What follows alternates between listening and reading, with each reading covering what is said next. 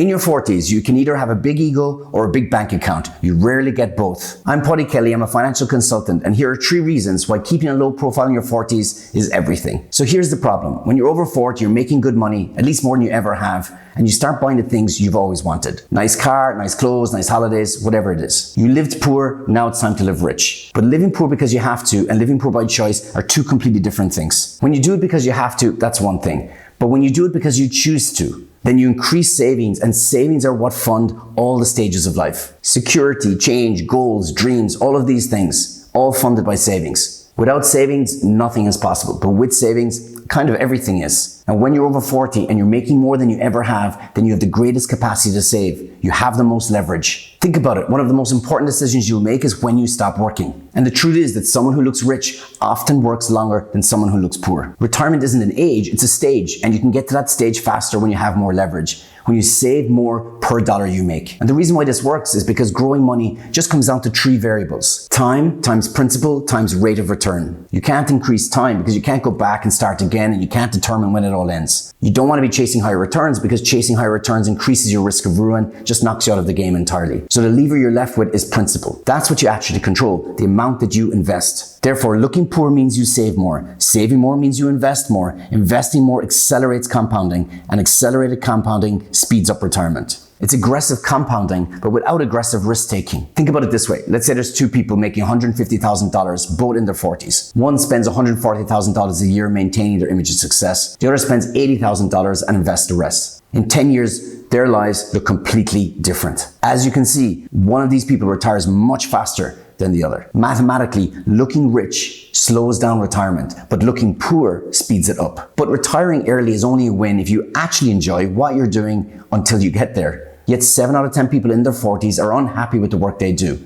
They'd like to start their own business, do something they love, have more impact. But for most people, this dream stays a dream. Why? Because of risk. Well, actually specifically because of opportunity cost. What you have to give up to change. A few years ago, a good friend of mine had a decision like this. He was a business guy. He operated these mobile home parks. And he was doing pretty well, nice car, nice holiday, all that kind of thing. But he hated it. He wanted out, but he was stuck. The problem was that he made good money, but he spent good money. He left no room to save, so he had no capacity to change. One day he told me he wanted to be a property developer, but that actually he couldn't because the opportunity cost of taking that job he had calculated would be $80,000. He would make $80,000 less if he changed. And he just couldn't afford to make that change. But after that, we worked on this financial plan, right? Basically, we'd worked out a way in which he could increase the starting point of his new career. If he saved more money now, he could invest in the skills required to do that. DIY, tax law, these kinds of things. He could lower his opportunity costs and then he could take that leap. And you know what? Over the next year, that man did what most people just talk about doing. He sold his extra car. He moved into a smaller place. He didn't take any vacations. Honestly, I think everyone thought he was going mad because it looked like he was going backwards. Nobody really understood. But within the year, he saved more money. He invested that in the skills that he needed to increase his starting point, and he took that leap.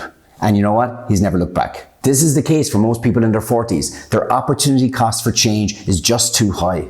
You're in your peak earning years. Your salary is good. Maybe you get good raises, good bonuses. It's just too much money to leave on the table. But there is something you can do, and it's worth thinking about it like this. Say, for example, you're earning $100,000 a year, and you want to change into a job that only pays $60,000 a year. Well, your opportunity cost there is 100 minus 60 is 40 grand. It's a lot of money. It's probably too expensive to take that move. But this is where choosing to look poor is very powerful. If you live modestly and save aggressively, then you can build reserves, and these reserves lower opportunity cost. Because now you can reinvest these savings into skills, certifications, networking, marketing, some better entry position. So now in this example, instead of starting at 60,000, maybe you can start at 90,000.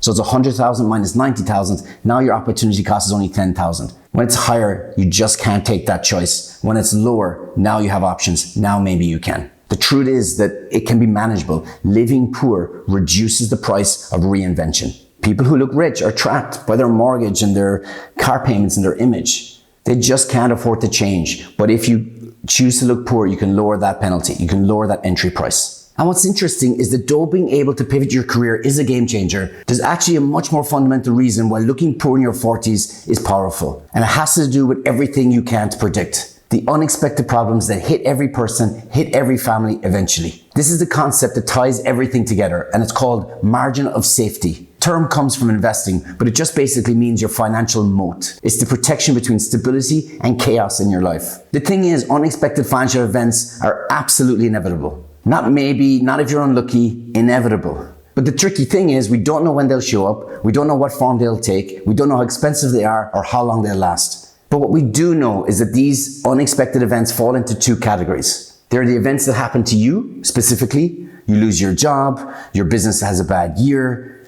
you get sick, the economy might be fine, your neighbors might be fine, but you're not. And second are the events that happen to everyone. A market crash, a housing crisis. Now it's not just your income that's under pressure, it's everyone's. The first category isolates you, the second category traps you with everyone else. Both are dangerous in their own way. But the great thing is that looking poor solves for both in just one move. Because when you lower your lifestyle, you increase your savings. And when you increase your savings, you increase your MOS, your margin of safety. Think of it like this. MOS and risk have an inverse relationship. When you increase your margin of safety, you decrease your risk. And risk isn't just volatility. In fact, risk is having to act on a bad day. And that's important because that means if you live long enough, something will happen. Someone will demand money from you in the worst possible time. You'll have to sell when prices are down. You'll have to take a job you don't want. You'll have to accept terms you wouldn't normally choose. But the great news here is that choosing to live poor gives you three advantages when times are bad. It increases your ability to survive, it increases your options, and it increases your opportunities. Let's unpack all three, but let's start with survival, because survival is the first rule of the game. Without surviving, nothing else matters. When you live poor in your 40s, when you deliberately live below your income, then what you do is you decrease your burn rate. Your burn rate is everything. It determines how long you can go without income, how long you can endure uncertainty, how long you can wait for conditions to improve. If your lifestyle costs $8,000, right, and you have $40,000 saved,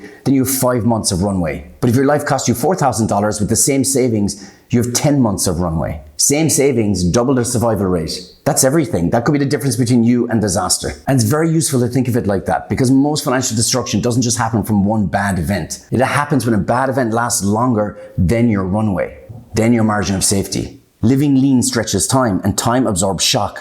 It allows markets to recover. It allows your health to improve. It allows you to think clearly instead of reacting emotionally. Margin of safety isn't about predicting disasters. It's about outlasting them. And the man who can outlast a storm wins in the end. Now let's talk about options, because survival keeps you in the game, but options are what help you play it well. When you live below your means, you don't just build savings. You build flexibility. If your lifestyle is expensive, you're owned by it. You have to maintain income at a certain level. You have to tolerate environments you dislike. You have to say yes when you want to say no. But when you grow your margin of safety, now something really cool happens. You can now just walk away. You can leave a toxic job. You can negotiate contracts. You can step back and retrain. You have options. But where options come from confuses people. Because options don't come from income, they come from your independence from income. Most people think that a higher salary gives them security, when in fact what it often does is just increase their obligations. It's the difference between the two that matters. A lower lifestyle relative to income gives you room. Room to think, room to reposition, room to choose. The person who says no has more power than the person who needs to say yes. And choosing to live poor increases your ability to say no. And that one shift alone changes everything. Now is where it gets interesting, because when downturn hits, when things go wrong, whether just to you or to the world, right, people freeze. They hold back, they stagnate. But the man with margin of safety doesn't have to. He has cash, he has time, he has stability. And it's that combination that turns chaos or downturn into opportunity. The thing is, and you'll see this everywhere, that most people think downturns are threats because they're overextended. But if you live lean, then you can see them just as openings. I see this all the time in finance, and honestly, it's a bit of a paradox. The person who looks conservative during good times is often the most aggressive during bad times, because he can afford to be. Margin of safety doesn't just reduce risk, it increases asymmetry. What that means is that when everyone else is selling, you can buy. When everyone else is stuck, you can move, and when everyone else is desperate, you can be deliberate. And over a long enough time frame, that difference compounds, right? It's what separates people from the people who just survive to the people who survive and thrive. So look, here's the big picture.